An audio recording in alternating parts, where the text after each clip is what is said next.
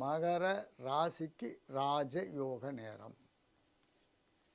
குரு பகவான் 7ஆம் இடத்துக்கு வந்து உச்சநிலை அடைய போகிறார். சனி பகவான் 3ஆம் இடத்துல இருக்கார். 2ஆம் இடத்துல ராகு பகவான். இப்போ இந்த ராகு பகவானை மே மாதம் வரலும் குரு பார்க்க போகிறார். மே மாதம் வரலும் குரு பகவான் பார்க்க போகிறார். ராசியாதிபதி சனி பகவானை மே மாதத்துக்கு மேலே குரு பகவான் பார்க்க போகிறார். கலத்திரஸ்தானத்தில் அமர்ந்த குரு உங்கள் ராசியை பார்க்கின்ற பொழுது ஏற்படுகின்ற நன்மை பல மடங்கு இருக்கும்.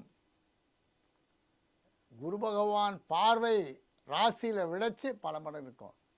வெளிநாட்டில் இருக்கீங்க, வெளிநாட்டுக்கு போகிறீங்க, வெளிநாட்டில் படிக்கிறீங்க, வெளிநாட்டில் வேலை பார்க்குறீங்கன்னா அவர்கள் நிலை தரம் உயரும், அவர்களுடைய தரம் உயரும்.